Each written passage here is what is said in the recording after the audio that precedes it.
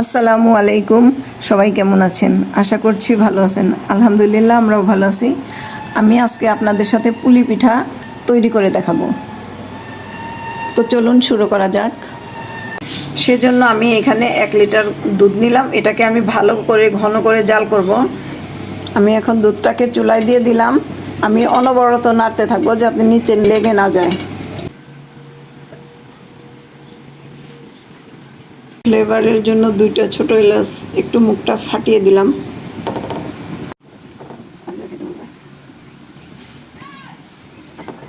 দুধটা জাল হতে হতে অর্ধেক হয়ে গেছে। এখন আমি একটু কনডেন্স মিল্ক দিব। আমি মোটামুটি অর্ধেকটা কনডেন্স মিল্ক দিয়ে দিব। আমি এখন ভালোভাবে নাড়বো, অনবরত নাড়তে হবে এটাকে। এখন আমি অল্প একটু লবণ দিব, যেহেতু আমি মিষ্টিতে লবণ খাই সেহেতু একটু লবণ দিলাম। এখন দিব হচ্ছে আমি অল্প একটু চালের গুঁড়া পানিতে ভিজিয়ে রেখেছিলাম, সেটা একটু দিয়ে দিব ঢেলে। এই যে অল্প, খুবই সামান্য, জাস্ট ঘন হওয়ার জন্য।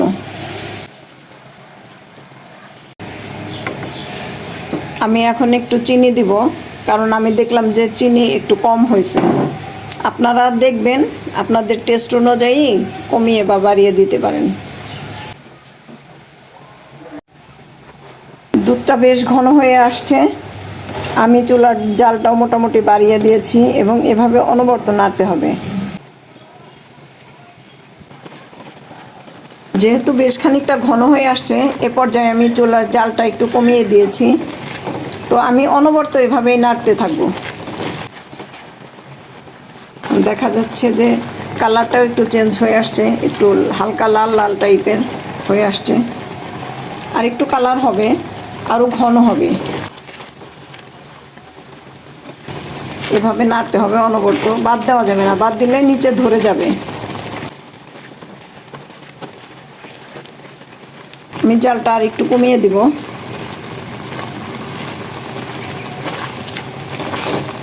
এখন শুধু নাড়াচাড়া করতে হবে।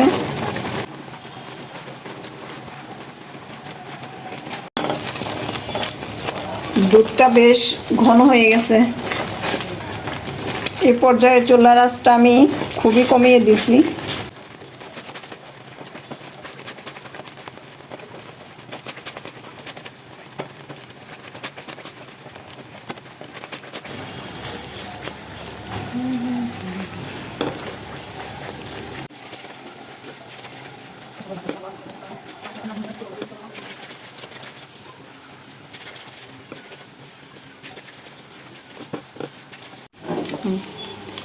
এই পর্যায়ে পুরটা ঘন হয়ে গেছে। এখন আমি চুলাটা বন্ধ করে দিব এবং ঠান্ডা করে নিব।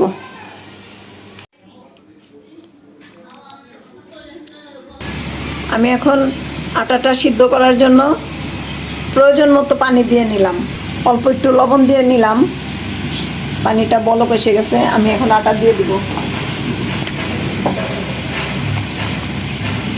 আমি আজকে আর মেপে টেপে দিব না, এমনিই দিব।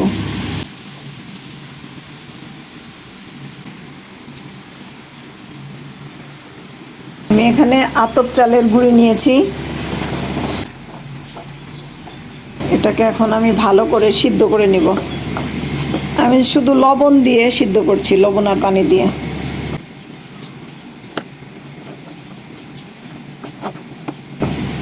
আমি চুলার জালটাকে খুবই কমিয়ে দিব, দিয়ে ঢেকে দিব। আমি বেশ কিছুক্ষণ ঢেকে রাখবো যাতে আটাটা ভালোভাবে সিদ্ধ হয়ে যায়।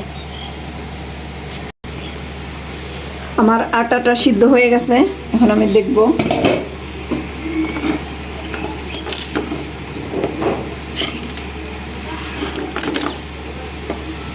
আমি এখন চুলাটা বন্ধ করে দিয়ে খুব ভালো করে ময়ান করে নিব।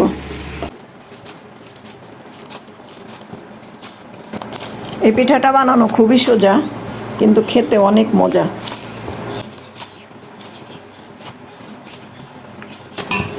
ময়ান করা হয়ে গেছে, এখন আমি পিঠাটা বানিয়ে দেখাচ্ছি। পিঠাটা সেদ্ধ করবো, এর জন্য আগে থেকেই আমি চুলায় একটা হাঁড়িতে পানি বসিয়ে দিলাম। সাথে দিলাম হলো যেটা আমি সিদ্ধ করব সেটা দিলাম। আমি যেহেতু পিঠা দেবো যাতে লেগে না ধরে সেজন্য একটু তেল দিয়ে দিলাম। পানিটা বলক আসুক, আমি পিঠাগুলো বানিয়ে নিচ্ছি।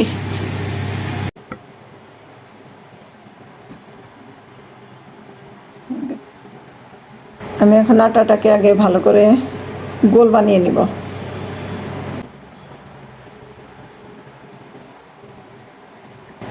এই পিঠাটা একটু বড় বড়ই হয়।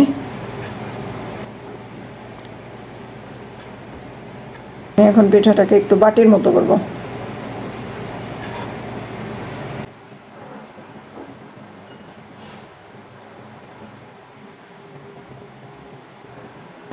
আমি যে পুর বানিয়ে রেখেছিলাম সেটা এখন ভিতরে দিয়ে দিচ্ছি।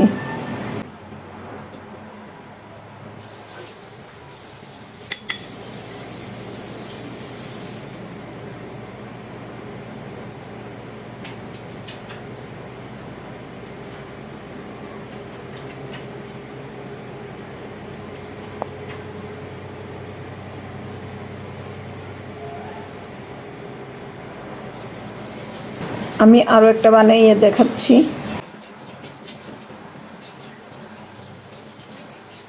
এই পিঠাটা আসলে আমার বোনও খুব ভালো বানাইতে পারতো। আমি আমার বোনের কাছ থেকে শিখছি। বুনো হলো, আমরা নানিকে বুনো বলি।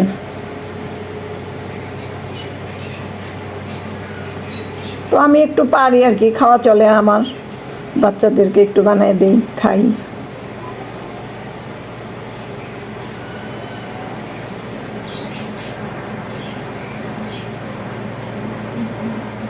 যেভাবে আমি সবগুলো পিঠা বানিয়ে নিব।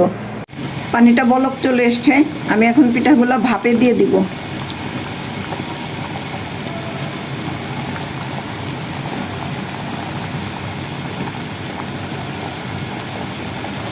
এখন আমি ঢাকনা দিয়ে ঢেকে দেব।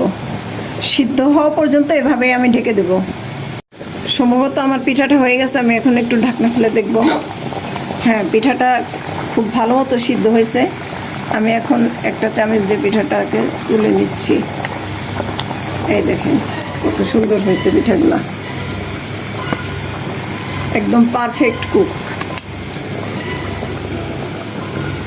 এভাবে আমি আরও কিছু পিঠা দিয়ে দিব।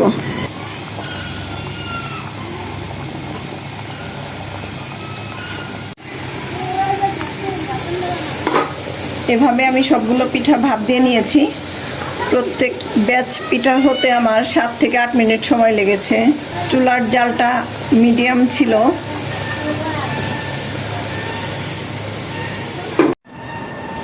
আমার সবগুলো পিঠা বানানো হয়ে গেছে। এখন আমি একটা পিঠা আপনাদের সাথে ভেঙে দেখাচ্ছি। এই দেখেন,